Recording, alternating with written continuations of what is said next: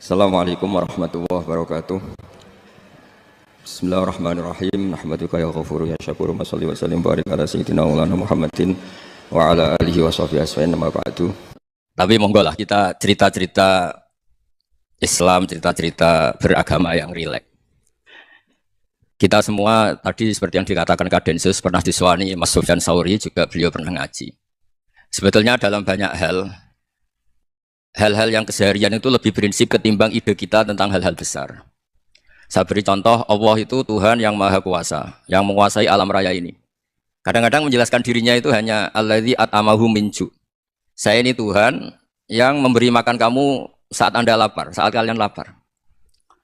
Jadi untuk beriman kepada Tuhan yang Maha Esa, kepada Allah, kamu yakin yang memberi makan kamu itu Tuhan. Apapun kecewanya Anda terhadap tetangga, terhadap negara, terhadap mertua, terhadap istri, itu kecewa Anda tidak akan mati. Tapi kalau tidak makan itu mati. Sehingga Allah mensifati dirinya kadang pakai keseharian. Alladzi at'amahu min ju'. Tuhan itu siapa? Yang memberi makan kamu ketika lapar. Tapi kamu untuk syukur itu nunggu punya istri cantik, neriman, gampang diatur, membolehkan poligami. Terus 4 istri itu neriman semua, loyal semua. Itu sombong betul. Mau syukur saja kok repotnya seperti itu. Jadi mau syukur ya ada makanan dimakan. Itu kalau ngantuk ya tidur. Ayatnya wa min ayatihi manamukum billaili wan nahar. Maksud ayat apa itu tidur. Nah keangkuhan-keangkuhan ini yang menjadikan kita itu jadi repot hidup. Untuk syukur nunggu tadi. Mertua baik, tetangga baik, istri baik. Apa saja di sekelilingnya harus baik. Nah keinginan berlebihan ini menjadikan kita lupa ada hal-hal yang paling kita butuhkan. Yaitu oksigen. Kita boleh nempat di buminya Allah. Alladzi ja'ala lakumul ardo firasya. Bumi kamu tempati enak. Coba kalau gempa. Apa artinya istri 4 cantik semua kalau pas digoyang apa? Gempa. Apa artinya kamu jabat? Entah apa aja jabatannya. Kalau bumi likuifaksi, habis kamu. Kiai meskipun dai kondang umatnya jutaan, kalau likuifaksi di panggung hancur. Tapi nikmat-nikmat yang disebut Allah seperti kita kaji keseharian. Alladzi ja'ala lakumul ardo mahda. Allah itu yang menjadikan bumi dalulan yang mudah diinjak. Famshu fi mana biya silakan pakai jalan-jalan. Jadi saya termasuk benar-benar kiai Jawa. Kalau kerennya kiai Nusantara atau kiai Indonesia lah. Diajari bapak saya Kiai Haji Nur Salim, diajari Mbah Maimun. Itu Islam itu keseharian. Karena ketika Anda memilih hal-hal yang serius, itu tujuan utamanya nyari ridhonya Allah. Dan ridhonya Allah bisa kamu dapatkan sesuatu yang pasti benar. Misalnya dalam sebuah hadis Sahih Muslim disebutkan, Innallaha la yardha 'anil 'abdi idza akala al-aqla fayahmadahu 'alaiha. Aw yashraба syarba fayahmadahu 'alaiha. Itu redaksinya inna itu sesungguhnya. La yardha juga pakai lam taukid, juga maknanya sesungguhnya. Sungguh-sungguh Allah sangat ridho ketika seorang hamba itu makan ketika sesuap nasi dia muji Allah, ketika minum seteguk nasi dia muji Allah. Itu kalau orang diridhoni Allah itu wali betul. Itu untuk jadi wali itu gampang. Kamu makan ridho, kamu nginjak buminya Allah ridho seneng, kamu hidup keseharian aman seneng. Nah ini supaya sampean kita semua ngaji betapa panduan Rasulullah untuk menggapai ridho Allah itu banyak yang keseharian sekali. Saking kesehariannya banyak dalam hadis dan itu sahih. Nabi menyebut hal-hal yang keseharian. Hatta ma tas'alu fi imra'atika. Kamu punya uang, kemudian istri kamu bisa makan, itu ibadah. Bahkan sebagian ibadah itu dicontohkan Nabi yang akhirnya diprotes sahabat. Yaitu, wa fi buti ahadikum shadaqah. Kamu menggauli istri kami itu ya shadaqah. Sampai sahabat bilang, yang benar ya Rasulullah. Ayati ahaduna syahwatahu wa huwa lahu ajrun. Masa urusan biologis, urusan syahwat, kemudian dia dapat pahala. Nabi menjawab, alis salawadu aha fi haramin akana alaihi wisrun. Bagaimana kalau dia meletakkan ke yang tidak benar, itu kan dosa.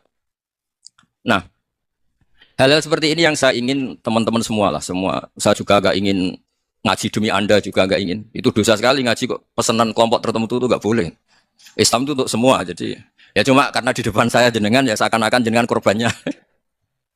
Itu ada ilmunya dalam usul fikih itu. Jadi orang itu harus ngaji usul fikih. Nama yang disebut, mungkin Mas Sufyan masih ingat zaman ngaji usul fikih. Nama yang disebut itu tidak jaminan sebagai prioritas perintah. Jadi misalnya gini, kebetulan yang di depan Nabi itu Abu Dzar. Nabi ya bilang, ya Aba Dzarin ini uhibbuka misalnya, atau ya Mu'ad ini uhibbuka, atau ya Aba Hurairah ini uhibbuka misalnya.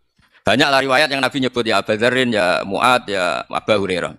Kemudian misalnya Nabi meneruskan khitab, ini uhibbuka, saya mencintai kamu, fakul dubur sholatin, atau sebagian riwayat disebut falatadaan dubur kulli sholatin, Allahumma inni ala dzikrika wa syukrika wa husni ibadatik. Saya mencintai kamu, siapa saja, Mu'ad bisa, Abu Dzar bisa siapa. Saya mencintai kamu, mohon kalau habis sholat kamu jangan lupa wiridan Allahumma a'inni ala dzikrika wa syukrika wa husni ibadatik. Ya Allah, tolong kami permudah supaya mudah ingat engkau. Anda tidak bisa mentang-mentang, nama saya Parmin, nama saya Purnomo, itu yang diperintahkan Mu'ad. Jadi yang disebut satu, tapi khitab itu untuk siapa saja. Saya teruskan ya. Jadi saya mohon semua kita melakukan kebaikan itu, kalau dalam kaidah fikih disebut al-yakin la yuzalu bisyak. Banyak kebaikan yang kebenarannya itu 100%. Tidak punya efek samping ke pihak lain, ke kelompok lain, ke komunitas lain. Yaitu tadi misalnya Anda makan, dan itu murah sekali, hanya butuh satu piring. Setiap kunyahan kamu muji Allah, setiap minum kamu muji Allah. Itu redaksinya Rasulullah SAW disebut Allah sangat ridho ketika seorang hamba makan, kemudian dia memuji Allah. Atau minum, kemudian dia memuji Allah. Logikanya gampang, negara seperti ini yang kamu harapkan bentuknya kayak apa, mertua, ipar, komunitas, tetangga. Itu nyata terjadi itu kan belum pasti. Sementara yang mesti terjadi adalah kamu butuh makan, kalau tidak mati. Butuh minum, kalau tidak mati. Butuh bumi yang nyaman ditempati, kalau tidak kita juga mati. Sebab itu Allah kalau menyebut nikmatnya itu hal-hal yang keseharian. Alladzi at'amahum min ju'. Allah itu siapa? Allah itu yang menciptakan kamu bisa makan. Tidak berlebihan. Allah itu yang menciptakan kondisi sosial itu ideal. Zaman Nabi itu ya ada orang munafik. Orang-orang pilihan Allah itu juga diuji orang sekelilingnya yang macam-macam. Semua diuji sesuai konteks zaman dan waktu. Nah, tapi ada ibadah-ibadah yang selalu disarankan Nabi. Sampai Nabi itu pernah ditanya, ayul Islam ya khairun ya Rasulullah, Islam terbaik itu gimana? Jawaban Nabi itu unik, itamu to'am. Islam terbaik itu ya makan-makan, santai-santai. Ketika Allah menyebut beberapa kebaikan, falak tahamal aqobah, wa ma adrokan apa? Mal aqobah. Terusannya apa? Fakku rokobah. Terusannya apa? Au itamun fiyaumin di masubah. Ya itu acara makan-makan itu juga Islam. Kenapa? Ya bayangkan kalau tidak ada makanan, kita mati kan? Kondisi sosial tidak ideal itu Anda masih gak apa-apa. Tapi kalau Anda tidak makan, Anda tidak minum, kamu punya istri cerewet masih bisa hidup, punya mertua cerewet masih bisa hidup. Tapi kalau tidak makan bisa mati. Berarti penting mana istri sama makan? Penting mana? Makan. Semoga istri Anda dengar, nanti kamu disuruh makan tapi pulang deh. Itu kalau dibahasakan makan masih memahami. Penting mana nasi satu piring dengan istri. Nggak ada nasi mati, nggak ada istri belum mati. Penting mana? Ya, gak berani jawab kan? Nah, ternyata Anda tidak garang kan di depan istri. Jadi saya mohonlah, mungkin Mas Sufyan Sauri tadi yang bisa bantulah. Teman-teman tuh ngaji yang keseharian saja. Karena kita nyari ridho Allah itu berdasar firman Allah. Dan firman Allah itu menyebut keseharian itu riang, gampang. Yaitu tadi misalnya wa min ayatihi manamukum billaili wan nahar. Termasuk ayat-ayat Allah itu kamu tidur. Maka dulu itu ada guyonan, ada tokoh Mu'tazilah, kelompok dalam Islam yang berpikir manusia itu bisa menentukan ikhtiarnya sendiri. Karena saya bisa duduk, ingin berdiri, berdiri. Karena kelompok ini nggak terima kalau semua kehendak Allah, nanti bagaimana kalau semua kehendak Allah kok ada hisab ya, ada sanksi. Lucunya itu dia akhirnya ini cerita ya, mencintai seorang perempuan cantik sekali. Jadi itu dia menjadi ahli sunnah itu oleh hal-hal yang sepele. Karena istrinya cantik, ya namanya suami istri itu hubungan intim. Terus ditanya, Mas, masih ingin lagi? Masih. Silahkan diulang lagi. Wah ya tidak bisa. Katanya manusia bisa menentukan yang diinginkan. Itu tobat itu. Itu nggak bisa ditobatkan Mas Sufyan Ats-Tsauri. Orang cantik yang mudah nobatkan orang itu orang cantik. Segampang itu. Akhirnya kita tahu. Makanya kalau dalam kitab Hikam itu disebut al-aqil mayakul madza yaf'alu wa hubi wal ghafil mayakul madza af'al. Orang yang punya akal karena sadar ini wilayah Allah, semua milik Tuhan. Itu dia tiap hari berpikir, besok Allah akan melakukan apa terhadap dunia ini. Kamu merencanakan sesuatu mau plesir, ternyata gempa.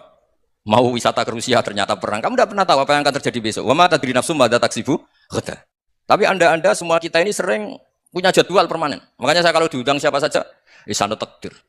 Yang jelas Gus ini acara penting. Ya masih acara penting nak pengiran ngersakno piye? Kowe ape dadi pangeran, kamu kok mau jadi Tuhan. Itu kadang ya kiai. Penting Gus acara ini jenengan harus memastikan bisa. Loh kamu itu yang ngajarin tauhid, sesuatu itu biadillah kok bilang-bilang apa pasti. Kalau maksa terus tak tobatkan dong kamu kata saya. Ya kalau gitu Gus bilang insya Allah. Wah itu hati saya, fisik saya, roh saya sudah bilang insya Allah. Enggak usah kamu latih kata saya. Nah hal-hal tauhid keseharian itu gampang sebetulnya. Wal ghafil yaqulu madza af'al. Tapi orang yang lupa Allah dia setiap hari bilang besok apa sih? Kita bisa melakukan apa? Seakan-akan dia itu aktor, dia penting, dia subjek permanen, dia. Padahal kita ini hanya objek kehendak Allah Subhanahu wa taala. Karena kita yakin sesuatu yang terjadi di alam raya ini kita tidak bisa apa-apa. Makanya saya sering ngaji, sering bilang saya. Ketika Anda mensifati Allah, Dia yang menghidupkan. Sudah itu tanamkan, sehingga ketika kita mati, santai saja. Kenapa santai? Allah punya cara menghidupkan kita. Zaman kita hidup juga gak tahu caranya ngelola jantung, ngelola paru-paru. Kamu juga gak tahu ngelola oksigen yang tidak beracun, tidak mengandung polusi. Tahu-tahu hidup. Gak ingin tua ya tahu-tahu tua. Gak ingin mati tahu-tahu mati. Selama ini kita hidup juga gak tahu apa-apa. Hanya gaya tok, punya jadwal, punya planning. Kalau kamu bisa menentukan pilihan Anda, pasti Anda istrinya cantik, 4 neriman semua, kona'ah semua. Nyatanya enggak kan? Ada 1 jelek, cerewet. Oh, itu kan. Nyatanya enggak bisa apa-apa Anda kan? Dan kamu bawa mati lagi. Itu kan. Istri Anda juga gitu, punya keinginan, punya suami yang ganteng, yang jabat, yang neriman, yang enggak poligami. Ya enggak kesampaian juga. Kalau kita ngitung tingkat kegagalan kita itu gagal terus. Ya kan? Nah, terus ingat Allah, madza yaf'alu Allahu bi. Orang yang punya akal selalu berpikir Allah itu menghendaki apa terhadap saya. Lalu sama-sama orang gitu. Melihat orang yang serius, itu kata Anda itu pemikir berat, serius. Senang punya tokoh yang merengut karena kamu anggap serius.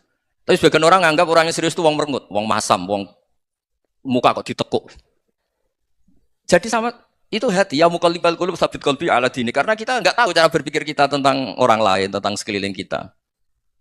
Misalnya kita orang baik yang jenis ngurmat fakir miskin. Ada orang bangun masjid mewah itu janggal. Apa artinya masjid mewah kalau banyak orang kelaparan? Tapi kalau yang jenis pendidikan apa artinya masjid mewah kalau tidak bisa ngaji? Nanti yang jenis infrastruktur apa artinya ini kalau semuanya punya sudut pandang yang berbeda-beda. Dan Islam mengapresiasi semua kebaikan. Tapi katakan semua kebaikan itu adalah kehendak Allah Subhanahu wa taala. Karena apapun baik Anda itu pakai fasilitas yang diberikan oleh Allah Subhanahu wa taala. Sehingga ini yang disebut qulillah tsumadarhum fi khawdihim yal'abun. Ya kembali tadi ke tema-tema bahwa keseharian Anda ini sudah Islami. Saat Anda tidak bisa melakukan apa saja. Saya sering ada jenazah, biasanya kalau tetangga meninggal saya sering disuruh ngelepas. Saya bilang orang ini baik. Karena sering ngelamun di rumah, sering nganggur di rumah. Ditanya sama anaknya, kenapa Gus nganggur baik? Ya kalau dia nganggur artinya juga nggak berbuat sesuatu yang maksiat kan? Ya kan? Orang nganggur di rumahnya ya tidak bunuh orang, tidak maling, tidak korupsi. Ya namanya nganggur di rumah. Lah cuma istri cara pandang nganggur gak menghasilkan uang gitu. Tapi juga gak menghasilkan kriminal kan? Jadi sebenarnya Islam itu makanya kalau sampai ngaji usul fikih itu ada kitab usul fikih namanya Lubul Usul, itu terkenal sekali di pesantren itu. Itu kalau ngapresiasi keseharian itu luar biasa. Izma min mubahin ila wa yatahaqqaqu bihi tarku haramimma. Karena keseharian yang mubah saat Anda lakukan itu ada kehebatan yang luar biasa, yaitu meninggalkan haram. Makanya dulu banyak orang-orang alim ketemu temannya itu guyon sampai semalaman. Itu biasanya yang semangat Islam itu kiai kok udah tahajud, kiai kok udah witir. Orang yang sedang mapan uangnya banyak, malam itu udah kelayaban itu sudah luar biasa. Melawan nafsu supaya tidak maksiat itu sudah luar biasa. Supaya lupa guyon sama temannya semalaman sampai subuh. Gojlok-gojlokan ngenang zaman miskin, zaman kuliah gak jelas, zaman apa. Melihatnya jangan tarkut tahajud. Seperti ini meninggalkan tahajud, tapi meninggalkannya ini talkul muharramat. Jadi kayak apa hebatnya? Sehingga Imam Ghazali punya riwayat yang agak unik. Hatta takuna ibadatu akhiri hadil ummah iku an-naum. Sehingga suatu saat ibadah terbaik umat ini itu tidur. Itu kan riwayat kontroversi. Ketika Imam Ghazali ditanya, kenapa ya? Kenapa kamu mulai keluar dari rumah itu sudah banyak maksiat? Melihat perempuan yang enggak mahram, melihat fenomena. Tapi kalau kamu tidur itu enggak melihat apa-apa. Tapi juga kamu jangan nganggap tidur itu ibadah betul. Saatnya melakukan fardu ain malah masih tidur. Tapi itu sudut pandang yang menjadikan kita Islam itu gampang. Jadi saat Anda tidak bisa aktivitas apa-apa, misalnya ada beberapa orang yang lumpuh. Lumpuh itu memang nggak bisa Jumatan, nggak bisa ibadah, tapi dia juga nggak bisa maksiat. Tidur itu memang Anda saat itu nggak bisa tahajud, nggak bisa witir, tapi saat itu ada zina, ada maling, nggak gosipkan orang, nggak bully orang, nggak menanamkan kebencian, nggak hasut. Sehingga tidur menurut Allah Ta'ala wa min ayatihi manamukum billaili apa? Benar. Karena di tidur itu selain ada unsur istirahat, jaga kestamina, juga ada unsur meninggalkan beberapa keburukan. Nah saya mohon ibadah yang keseharian ini kita jaga. Supaya kita semua baca ayat itu fasih. Fasih itu tertanam di hati. Allah itu siapa? Alladzi at'amahum min ju'i wa amanahum min khauf. Dan Allah kalau cerita di Quran itu anna sababnal ma'a sabba tsumma syaqqaqnal ardha wa syaqqa fa ambatna fiha habba wa inaba wa qadba wa zaituna wa nakhla wa hada'iqa hulba. Kamu tahu saya ini siapa kata Allah? Saya ini adalah Tuhan yang menurunkan air. Kemudian ada tanaman banyak. Habba wa inaba wa qadba. Ada zaitun, ada tin. Kalau orang Jawa mungkin ada tela, ada padi, ada mangga, ada pisang. Sudah. Wa inaba wa zaituna wa nakhla wa hada'iqa hulba. Ada perkebunan yang lebat. Tujuannya apa? Mata Allahkum, silakan kamu pakai, kamu nikmati. Tapi karena kadang kita ini punya ide-ide besar. Tadi untuk syukur saja nunggu punya istri riman, rumah baik, tetangga baik, komunitas baik, semuanya baik baru syukur. Lama-lama nanti ada di surga, syukurnya nunggu surga paling kelas A. Itu sudah ada yang menghuni Rasulullah, kamu nggak boleh di situ. Masa untuk syukur saja, repotnya Masya Allah. Jadi mohonlah Quran yang kalau Anda hafalkan juz amma itu kan ada ayat-ayat yang kayak tadi. Ya, fal yang dzuril insanu ila ta'ami. Coba lihat, apa yang kamu makan ya? Dari mana? Dan untuk mempertahankan hidup kamu keseharian. Jadi jangan kira ibadah itu harus membentuk komunitas yang versi Anda. Ibadah itu harus yang hal yang mulu-mulu. Kesehariannya Anda alami. Loh ini saya tidak bikin-bikin. Saya ngaji bukan karena berdasar pesanan. Itu ayat yang saya bacakan betul ada ayatnya kan. Fal yang dzuril insanu ila ta'ami. Anna sobabnal ma'a sobba thumma syaqaqnal ardo syaqqa fa ambasna fiha habba wa inaba wa qadba wa zaituna wa nakhla wa hadaiqa ghulba. Terusannya apa? Mata'al lakum, silakan kamu nikmati. Mata itu silakan kamu nikmati. Ya kayak sampean dikasih hidangan ya makan. Ya sudah makan, habis makan ya minum, habis itu ngantuk ya tidur. Ya sudah normal-normal saja. Kayak apa indahnya Islam? Tapi Anda mencari Islam yang gimana lagi? Nah itu yang diajarkan guru-guru kita, diajarkan sanad kita sampai Wali Songo, sampai Rasulullah SAW. Bahwa pada akhirnya ada jihad, ada perang. Itu dulu memang perang, bukan membunuh. Beda. Dulu kita dijajah Belanda ya perang, dan itu normal karena kita dijajah. Jadi ketika orang lain ingin baik sama kita, wa in ahadum minal musyrikin nastajaruka ya fa'jirhu hatta yasma'a kalam Allah. Kalau mereka ingin baik ya kita baik. Makanya ada istilah mustakman, mu'ahad. Kalau mereka ingin damai, berdampingan dengan kemajmukan ya itu yang lebih baik. Karena memang Islam menghormati proses perdamaian. Wa in janahu nawal lisalmi ya fajnah lah. Kalau ingin damai ya kita harus damai. Jadi Anda kan dulu Belanda datang ke Indonesia kok minta besanan gitu. Ya mungkin kita juga senang karena memperbaiki hidung kan kalau kita besanan gitu. Nah tapi wong jajah dulu itu kan masalah kan? Apa? Masalah kan? Jadi saya mohon ya, jadi apa ya? Makanya saya tadi minta sama Bapak Kadensus kemarin juga pernah main ke saya.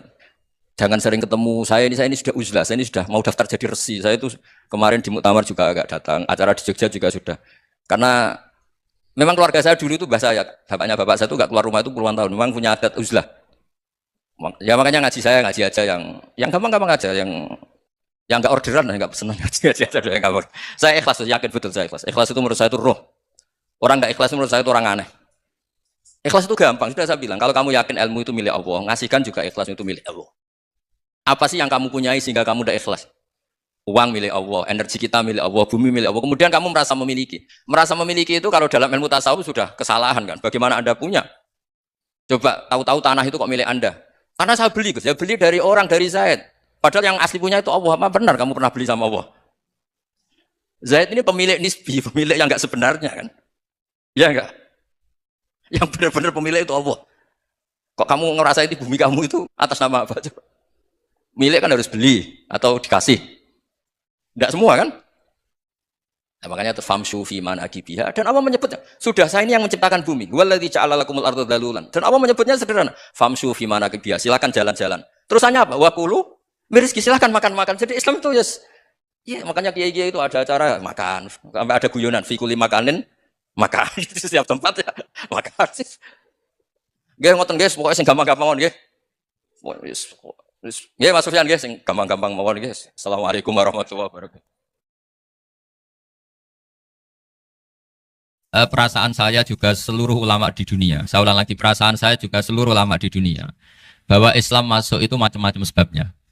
Dulu kita tahu, kita sebagai warga Indonesia, Islam masuk itu ya di bawah orang yang agak kedunian, ya kayak jenengan kira-kira gitu. Ya kayak mbak-mbak ini, ya agak-agak mata duitan gitu. Karena kita tahu rata-rata ahli sejarah mengatakan Islam di Indonesia di bawah kiai apa pedagang. Pedagang tuh nyari uang apa nyari dakwah kira-kira. Ya semoga Anda mirip-mirip seperti itu. Ya jadi nyari uang karena ada nurani Islam, sehingga tetap saja membawa Islam. Saya tidak tahu Islam Anda ala apa, tidak tahu. Pokoknya mau ngaji ya berarti Islam ala ahli sunnah apa? Wal jamaah. Jadi ini penting saya utarakan bahwa Islam itu agama yang mudah difahami. Sehingga di bawah pedagang saja ya kasil. Di bawah orang yang kedonyan kayak jenengan juga kasil. Di bawah orang baik ya kasil, di bawah orang broken juga kasil. Ini penting saya utarakan karena saya ngaji di mana-mana bilang ciri utama kebenaran absolut adalah kebenaran yang bahkan orang nggak benar saja bisa bawa. Tapi bukan berarti saya dukung Anda ada benar, kan sudah ada benar dulu sebelum kenal saya. Tapi nggak apa-apa, nggak benernya umat Islam insya Allah dimaafkan sama Allah Subhanahu. Nah, ya asal tobat maksudnya. Nggak, ini saya beri satu konstruksi pikiran yang saya sering utarakan di ngaji saya. Sampai sekarang saya coba saya tes ini kan di kampus ya, di apa bacanya ini Kim University yang global leader apa in the world itu. Ini keren lah. Jadi acara ilmiah kita ditakdir di gedung apa? Gedung universitas di begini. Kalau 1 ditambah 1 2 itu namanya hakikat. Ciri utama hakikat adalah siapapun akan menerima. Saya sekarang tanya sama Anda, kira-kira 1 tambah 1 2 itu musuh Anda pun mengatakan 2 apa tidak? Ya. Pekerja Korea ya bilang 2, rektor Al-Azhar juga bilang 2. Kamu yang sekarang sedang mungkin sebagian broken sama istri juga bilang 2. Istri kamu yang mangkal sama kamu juga bilang 2. Yang cemburu ya bilang 2, yang dicemburuin juga bilang 2. Karena begitu mudah kebenaran absolut diterima oleh siapa saja. Begitu juga eksistensi Allah sebagai Tuhan. Itu mudah diterima oleh siapa saja. Sehingga pembawanya tidak perlu seorang kiai atau gus atau mubalek atau ketua mu'in. Cukup karyawan pekerja apa? Korea. Karena kebenaran absolut itu kebenaran yang mutlak. Siapa saja yang waras pasti ngakui. Kira-kira orang yang berpikir sehat pasti berpikir begini. Ini yang diajarkan Quran. Bumi ini kadung wujud. Sudah wujud kadung wujud. Punya eksistensi. Mungkin nggak sesuatu yang wujud kemudian disebabkan oleh sesuatu yang nihilisme, yang tidak ada. Mungkin enggak? Enggak mungkin. Yang namanya penyebab itu harus sesuatu yang wujud. Di mana-mana penyebab itu harus punya eksistensi. Karena langit dan bumi ini kadung wujud, pasti penyebabnya adalah wujud. Karena wujud penyebab harus bersifat super. Lah bersifat super ini oleh ulama dikatakan wajibil wujud. Itu akal siapa saja akan nerima. Cuma kemudian setelah nerima itu orang macam-macam cara berpikir. Mungkin orang Jawa dulu bilang itu sayang widi. Kalau orang sini mungkin bilang apa itu? Dewa atau apa ya? Enggak tahu saya itu. Karena itu yang teman sampai enggak teman saya itu. Tapi yang jelas begini, ini konstruksi ini harus kita jaga. Nanti saya bacakan teks hadisnya. Kebenaran sejati ciri utamanya adalah ada absolutisme, ada kebenaran mutlak. Ciri utama kebenaran mutlak adalah diakui bahkan oleh siapa saja. Termasuk oleh orang fasik. Orang fasik itu orang nggak benar. Misalnya ada imam masjid besar Istiqlal, ditanya 1 tambah 1 bilang apa? 2. Nanti kira-kira yang londe juga bilang apa? 2. KPK juga bilang koruptornya yang ditangkap 2. Nah, eksistensi Allah sebagai Tuhan ini kebenaran yang absolut. Maka agama ini juga boleh diterima oleh siapa saja, termasuk oleh orang fasik, orang nggak jelas. Ini penting saya utarakan karena sekarang marak kelompok yang mengatakan orang Islam kalau zina menjadi tidak muslim, orang Islam kalau korupsi menjadi tidak muslim, salah sedikit tahlilan jadi kafir, percaya wasilah jadi itu tidak benar seperti itu. Karena kebenaran eksistensi itu kebenaran yang nggak bisa diganggu gugat. Seperti Anda ini kan warga Indonesia, KPK ya warga Indonesia, koruptornya juga warga. Apa setelah dia korupsi lalu tidak warga Indonesia? Tetap warga. Orang yang meyakini kalimat tauhid setelah dia salah apa terus tidak tauhid? Kan tetap ya. Maka dia tetap Islam. Ini penting saya utarakan. Kalau seorang warga Indonesia yang koruptor, yang macam-macam saja tetap warga Indonesia, padahal banyak kesalahan. Karena status warga Indonesia adalah status yang permanen. Begitu juga status Muslim adalah permanen bagi siapa saja yang melafadzkan La ilaha illallah Muhammadur Rasulullah. Kita tidak bisa mengkafir-kafir. Itu juga yang sering dipesankan dan jadi ciri khas ulama ahli sunnah wal jamaah, tidak mengkafirkan orang Islam meskipun melakukan dosa besar. Soal dia salah nanti masuk neraka ya silakan saja, saya ada ikut, paham ya? Sampai bisa mencoba. Tapi tetap saja dia muslim. Analoginya tadi. Analoginya gampang sekali tadi. Orang Indonesia yang salah itu tidak akan merubah statusnya sebagai warga Indonesia. Karena ya memang dia berstatus warga Indonesia. Orang Islam yang sudah melafadzkan syahadat maka menjadi muslim. Saya di mana-mana berkampanye, berfatwa. Orang kafir yang 70 tahun kafir, sekali melafadzkan kalimat tauhid, itu menjadi muslim apa tetap kafir? Muslim. Masa kita yang Islam terus, yang kalimat tahlil la ilaha illallah, kemudian menjadi kafir karena kalimat itu? Itu paham aneh apa aneh? Wong yang kafir saja menjadi muslim karena kalimat tauhid, yang Islam menjadi kafir juga karena kalimat. Ini ngajak apa-apaan? Yang ngajak goblok-goblokan, kira-kira kan gitu. Ini penting saya utarakan karena ini penting. Nah, setelah kamu yakin tauhid, ciri utama tauhid itu apa? Menstatuskan sesuatu sebagaimana hakikatnya. Misalnya bumi Korea ini statusnya tetap buminya Allah. Maka dari awal saya husnudzon sekali sama Allah Subhanahu wa taala bahwa suatu saat di bumi mana saja itu ada tahlil. Enggak ngira kan ada ateis di sini, bumi ateis kemudian ada tahlil, ada sakduna, ada macam-macam. Karena kita ketika sholat, makanya saya tadi janji akan memaknai kalimat-kalimat yang sering Anda baca ketika sholat. Di sholat saat ada itidal ngendikan apa? Rabbana lakal hamdu, ayo dibaca mil'us samawati wa mil'ul ardi wa mil'u ma syi'ta min syai'in ba'du. Sama nani secara tradisi pesantren Rabbana do pangeran kita laka iku kaduwe panjenengan alhamdulillah segala puji. Engkau punya segala puji. Mil'us samawati yang pujian itu memenuhi langit. Tentu langit itu penuh dengan pujian. Semua malaikat bertasbih bertahmid. Karena malaikat tidak ada yang kerja di pabrik itu tasbih terus gitu. Enggak ada yang nyari uang, enggak ada yang cari won ya. Apa won ya kalau bahasa. Kalau di sini enggak kiainya aja nyari uang. Terusannya apa? Wamilul ardi, dan pujian itu memenuhi bumi. Korea termasuk bumi Allah apa enggak? Jadi saya sudah menduga suatu saat Korea itu ya penuh dengan pujian. Dan ini betul. Siapa yang ngira kalau di bumi Korea ada yang ngapal lagu Sakduna itu? Itu lagu kesayangan guru kita semua Kiai Haji Maimun Zubair. Enggak ada yang ngira. Siapa yang ngira kalau di sini ada ngaji seperti ini? Di Rusia juga sama. Uni Soviet itu negara ateis. Tapi lama-lama pecah karena glasnost itu dan perestroika itu. Kemudian menjadi pecahan-pecahan negara muslim. Ada Uzbekistan, Tajikistan, Ceknya, semuanya menjadi negara apa? Muslim. Karena dari awal lakal hamdu mil'us samawati wa mil'ul ardi. Dan pujian itu pasti memenuhi langit, juga memenuhi bumi. Kalau Anda baca itu di Indonesia mungkin wajar, di Indonesia banyak acara-acara seperti ini. Tapi kalau di Korea ternyata benar. Dan Anda ini kalian semua termasuk pembuktian benarnya wamilul ardi. Keren kan teman? Oh keren sekali, bukan sekedar keren sekali. Makanya saya jarang diundang kajian mau tapi diundang di Korea mau. Tapi saya ada niat datang undangan, memang saya ingin datang. Jadi ya karena itu. Ini bentuk penghormatan saya. Bentuk penghormatan saya bahwa pada akhirnya benar-benar lakal hamdu mil'us samawati wa mil'ul ardi. Jadi Anda tidak perlu pesimis, dulu Indonesia juga seperti itu.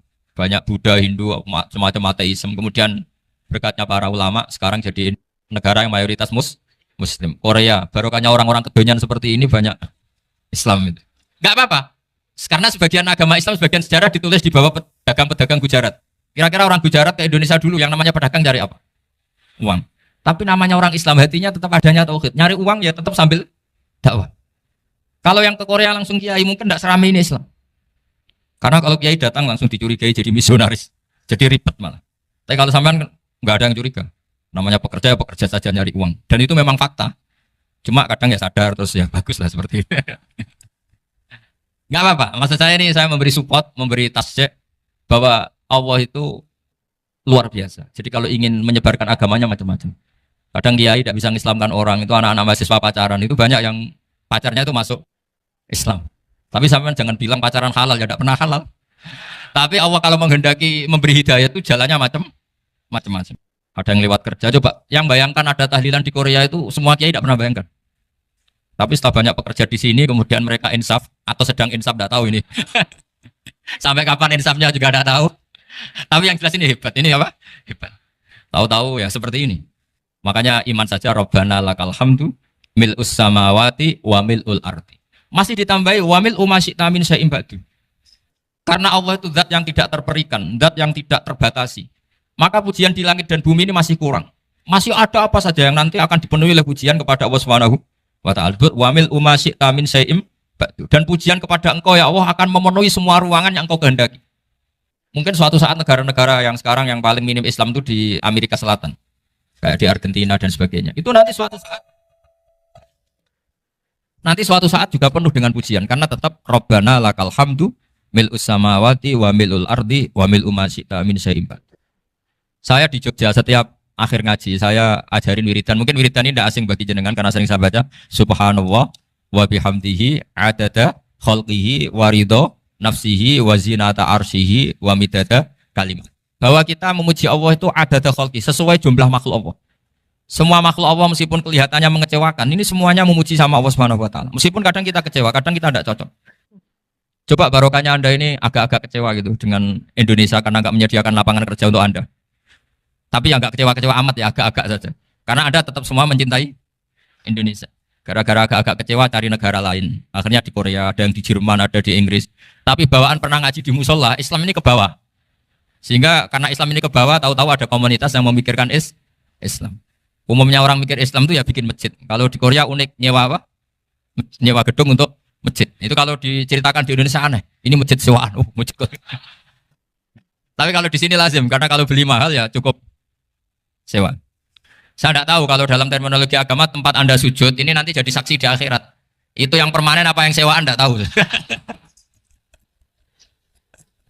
Jadi nanti bumi ini tanya, ya saya apa pernah dipakai sujud, tapi setelah 1 tahun nggak kuat menambah lagi. Makanya saya dukung tadi yang ada gerakan masjid apa. Sebenarnya permanen nggak permanen itu tetap bagus, ada sama memaksakan. Yang jelas saya sudah ikut nyumbang lelang tadi, dan saya berharap uang itu benar-benar untuk masjid. Kalau untuk tamirnya juga nggak apa-apa, yang penting untuk menghidupi masjid. Saya juga termasuk kiai yang nggak suka kalau hukum itu terlalu fanatik. Misalnya uang ini untuk masjid, kemudian imamnya diterlantarkan karena alasannya ini untuk masjid. Imam kan nggak masjid. Nah ini kalau imamnya nggak diservis kemudian mutung terus pulang ke Indonesia, ini jadi masalah. Tapi saya juga nggak suka kalau ada negara gitu. Betul-betul saya nggak suka. Yang imamnya itu terlalu diservis. Ini buruk sekali ya. Pernah ada anekdot, ini anekdot tapi nyata. Ada negara yang sangat sehat, Islamnya sangat sehat. Itu imamnya 1 bulan tuh digaji 70 juta. Kira-kira 70 juta dibagi 1 hari berapa? 5 sholat ya? 5 kali 30 berapa? Kira-kira saja. 150. Berarti per sholat dapat berapa itu? Kira-kira. Kan biasa potong gaji kalau berapa kira-kira? Singkat cerita, si kiai dari luar negeri tadi cerita, apa Indonesia? Kiainya miskin-miskin, datang ke masjid kan kadang pakai ontel, adzan sendiri, qomat sendiri, sholat sendiri kadang. Itu nasib orang-orang Sragen dan Salatiga sebagian. Itu yang lapor karena mereka itu. Kalau Rembang insya Allah enggak. Tapi ada semuanya Salatiga, sebagian begitu. Itu yang cerita kiainya, bukan ini bukan hoax. Memang kiainya cerita. Nasib kiai di Salatiga katanya. Itu digojlok. Tapi tetap sholat. Singkat cerita orang tadi cerita, imamnya di sana naiknya Mercy, muadzinnya pakai BMW. Itu tetangga sebelah Indonesia banyak yang fasilitas imam seperti itu. Karena gajinya sampai 70 juta. Setelah dia cerita bangga karena negaranya mengapresiasi imam sholat, sama kayak Indonesia dia omongin gini, makanya kamu sholat terus, takut potong gaji ya. Gitu. Itu kagetnya bukan main dia. Dikira itu satu sifat kelebihan negaranya, ternyata buruk sekali karena imam sholat karena takut potongan gaji. Akhirnya ke Indonesia bangga, alhamdulillah kita sholat tanpa gaji. Dan tetap sholat. Keren mana yang digaji sama Anda?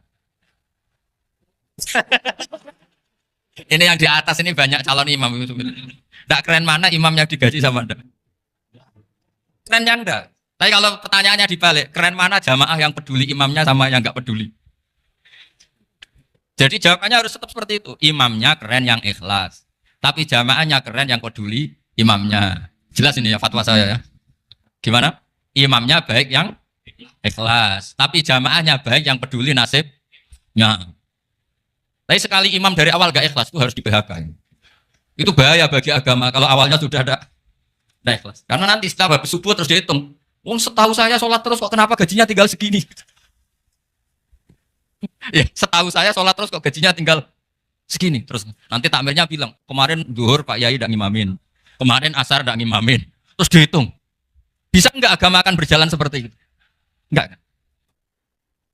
Ya makanya pertanyaannya tadi, suka atau punya imam ikhlas? Suka, tapi imamnya juga suka kalau jamaahnya peduli. Ini penting, jadi saya mensupport Anda, mensupport kalian semua bahwa agama ini akan diurus oleh Allah Subhanahu wa taala. Makanya Sayyidina Umar radhiyallahu anhu kalau disuruh mikir agama itu tidak mau. Tidak mau betul. Ketika Umar jadi khalifah itu puncak keemasan masa Islam. Semuanya stabil, semuanya hebat. Sampai Irak, Iran zaman itu Persia masih, semuanya Mesir, itu semuanya ikut Islam. Ketika Islam pada puncaknya, yang dikhawatirkan oleh masyarakat adalah begini, lalu setelah Umar itu bagaimana? Islam setelah dipimpin orang yang tangguh, yang kuat, yang waroi, yang zuhud, lalu setelah Umar itu gimana? Tapi Umar disuruh mikir gak mau. Sampai setiap Abdullah bin Umar jalan-jalan di kampung-kampung, itu abahnya dianggap pecundang. Tahu sama pecundang, orang yang gak tanggung jawab. Karena orang-orang bilang gini, ya Abdullah bin Umar, bagaimana pendapat Anda kalau ada penggembala kambing di tengah hutan atau di tengah padang rumput, kemudian dia ninggal gelanggang kambingnya, kamu anggap Penggembala ini gimana? Itu penggembala yang dolim itu. Pasti kalau kambing ditinggal ya kacau. Apalagi ini umat Rasulullah Shallallahu Alaihi Wasallam. Ini abah kamu tidak pernah wasiat, tidak pernah ngatur suksesi. Lalu Islam setelah dia bagaimana? Suruh dia ngomong penggantinya siapa? Karena beliau sudah sepuh, harus ada suksesi. Akhirnya Abdullah bin Umar lapor ke Umar. Ini gimana bah orang mengkomplain begini. Apa kata Umar? Agama itu beda dengan kambing katanya. Agama itu milik Allah Subhanahu. Mbok saya pikir, tidak saya pikir tetap jalan. Nah ini terbukti. Jangan ulama ya ndak, mufti ya ndak, tapi bisa menjalankan agama. Kalau agama sampean pikir malah rusak. Sudah pokoknya lakukan saja, tidak usah dipikir. Akhirnya betul. Karena agama ini milik Allah. Soal kita serius memikirkannya itu karena khidmah, karena kita ingin berbakti pada agama. Tapi Anda tidak boleh berpikir kalau agama ini butuh pemikiran Anda. Beda loh ya. Kita khidmah agama serius karena kita ingin mengkhidmati agama. Tapi agama ini tidak pernah butuh kita, karena agama ini akan diurus oleh Allah Subhanahu. Coba pas sampean kecil, orang jilbaban di Indonesia itu banyak apa banyak sekarang? Banyak sekarang. Kiainya mutu orang dulu apa mutu orang sekarang? Tapi perkembangan Islam itu ramai sekarang apa ramai dulu? Ramai sekarang. Islam menyebar di seluruh dunia itu zaman Wali Songo, zaman sampean keren mana? Keren sekarang. Kualitas solehnya sampean sama Wali Songo? Wali Songo. Ini betul. Karena agama ini diurus oleh Allah Subhanahu wa ta'ala. Maka kata Sidina Umar, agama ini innallaha ta'ala yahfadhu dinah. Innallaha ta'ala la yudhi'u khilafatahu wala dinah. Allah itu tidak akan menyia-nyiakan agamanya. Ini terbukti. Agama ini pernah dipimpin orang terbaik di dunia, yaitu Rasulullah Shallallahu Alaihi Wasallam. Ketika beliau intakola ila rofiqil ala, ketika beliau pindah ke alam sana, diteruskan oleh sahabat yang tentu jauh di bawah Rasulullah. Diteruskan tabiin, diteruskan para wali songo, diteruskan sang sampean yang jauh di bawah wali songo. Sejauh-jauhnya. Tapi agama jalan sampai Korea. Agama jalan sampai apa? Dulu wali songo itu hanya sampai Mojokerto, sampai Tulungagung. Di bawah sampean, Kelayaban sampai mana ini? Korea. Coba kalau Allah tidak ngurus, nggak bisa. Yang gerakkan hatinya sampean peduli sama masjid siapa? Allah Subhanahu wa ta'ala. Yang menggerakkan hati sampean peduli sama agama siapa? Tapi yang menggerakkan sampean ke Korea apa? Uang kan? Enggak, enggak apa-apa, jujur saja, jujur ya, santai aja. Ini bagian dari keramat jenengan. Niatnya agak benar tapi dibenerin Allah di sini. Dari awal niatnya kan uang gitu. Tapi setelah di Korea dibenerin Allah. Mbok ingat agama gitu. Keren kan? Makanya yang syukur sama Allah Subhanahu wa ta'ala. Yang bisa hanya Allah ta'ala. Makanya dalam dunia kiai selalu baca apa? Alhamdulillah alladzi hadana lihada wa ma kunna linahtadiya laula an hadana Allah. Alhamdulillah kita diberi hidayat seperti ini. Kalau tidak Allah tidak bisa. Sudah mata duitan, kadang istri ngomel, mertua tidak percaya. Sudah setengah-setengah broken gini saya harus tahu sampai ke Korea itu karena broken pas saking sayangnya keluarga. Potensinya hanya dua. Dibela-belain kerja demi keluarga atau agak broken maka ke sini.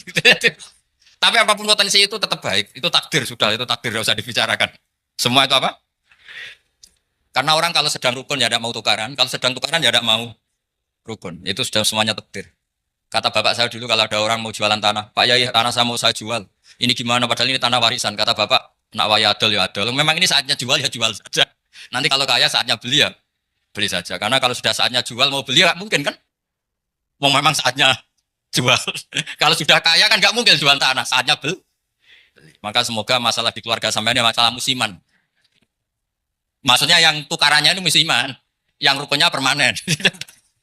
Jangan tukarannya permanen, rukunnya musiman. Setelah melihat yang lebih cantik, katut babon. Nggak tahu ya.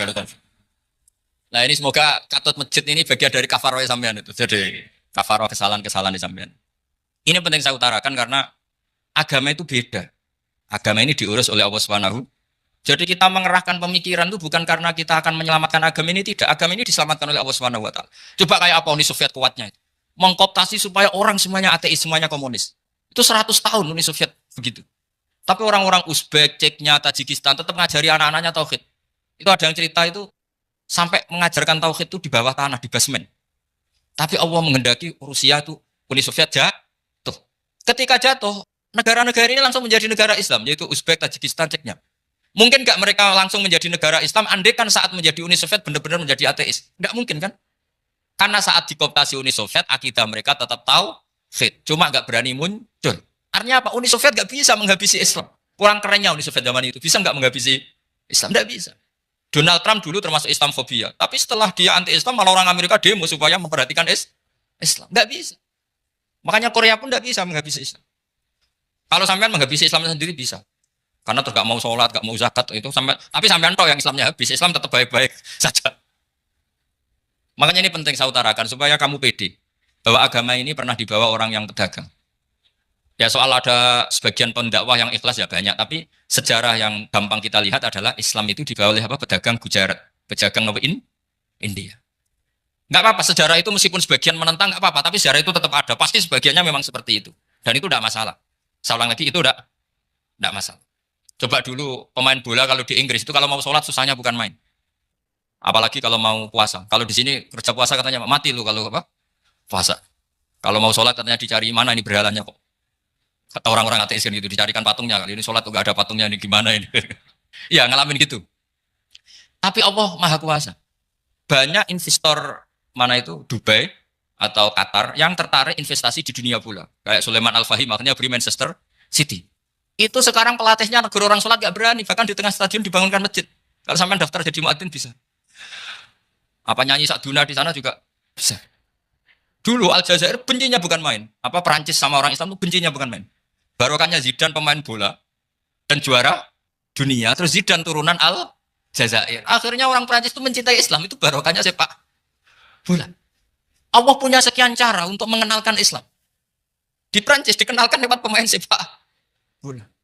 Nah di Korea ini yang agak unik, dikenalkan lewat pecinta wong. Saya jamin ini tidak apa-apa, sudah tidak apa-apa, sudah aman. Jamin aman. Pokoknya alhamdulillahilladzi hadana lihada wa ma kunna linahtadiya laula an hadana.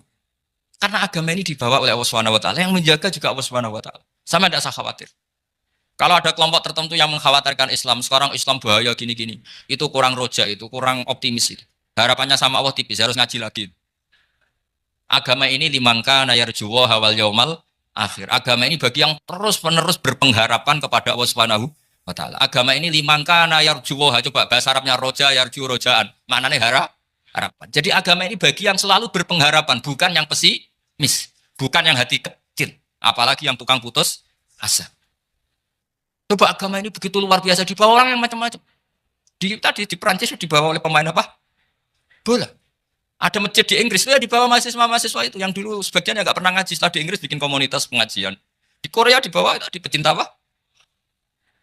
Tapi lama-lama cinta Tuhan. Karena ya memang sebenarnya sudah cinta Tuhan. Cuma ya cara cinta ini nunggu punya uang ah.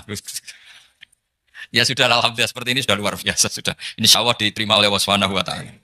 Saya selalu berharap semoga ini tetap satu bukti bahwa Allah itu harus kita sembah di mana-mana.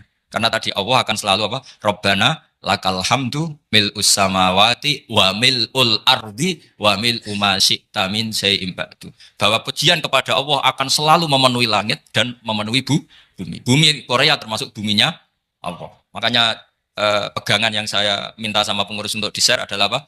Dawai Rasulullah Shallallahu Alaihi Wasallam. Mungkin nanti panitia harus nge-share itu. Ini Musnad Ahmad, riwayat dari Imam Ahmad. Al-Bilad, Biladua. Sudah punya?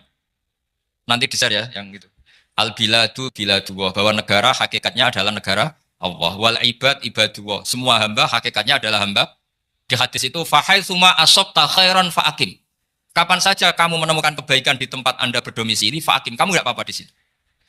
Kamu di sini dapat uang, dapat masjid, dapat sewa masjid. Nggak tahu sewa apa permanen, pokoknya itu bagus gitu.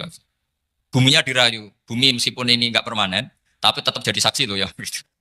Harus ada kompromi ini. Karena kalau dengar orang Indonesia jadi aneh, masjid kok nyewoy. Tapi aneh di Indonesia, ada aneh di sini, sampean tenang saja. Tentu malaikat pencatat di sini juga sudah tahu kalau sebagian masjid itu sewaan. Jadi ya ada eskal-eskal amat lah, sudah. Nggak janggal-janggal amat karena kondisional apa.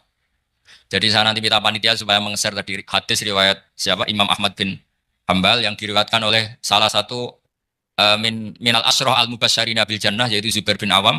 Nabi ngendikan al-biladu biladullah, negara mana saja adalah negara Allah. Wal ibad ibadullah, semua hamba adalah hambanya Allah. Fahai suma asobta khairan, di mana saja kamu mendapatkan kebaikan, fa'akim, kamu tidak apa-apa berdomisili di situ.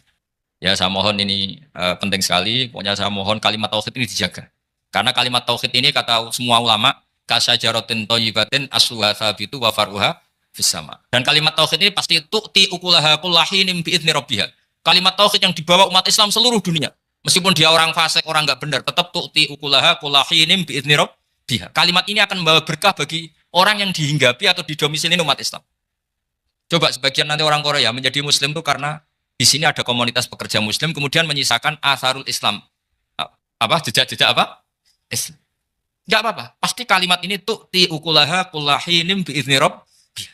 Jadi kalimat tauhid adalah kalimat yang kata Allah tu'ti ukulaha kullahinim bi'idni rabbiha. Anda tidak usah khawatir bahwa apa yang Anda lakukan apapun kecilnya akan ditulis oleh Allah Subhanahu wa taala. Kata Allah wa naktubu ma qaddamu wa atharahum. Gimana di surat Yasin itu? Inna nahnu nuhyil mauta wa naktubu ma qaddamu wa atharahum. Saya bisa menghidupkan orang mati dan semua amal kalian saya tulis kata Allah. Wa atharahum dan jejak-jejak yang pernah kalian lakukan juga ditulis.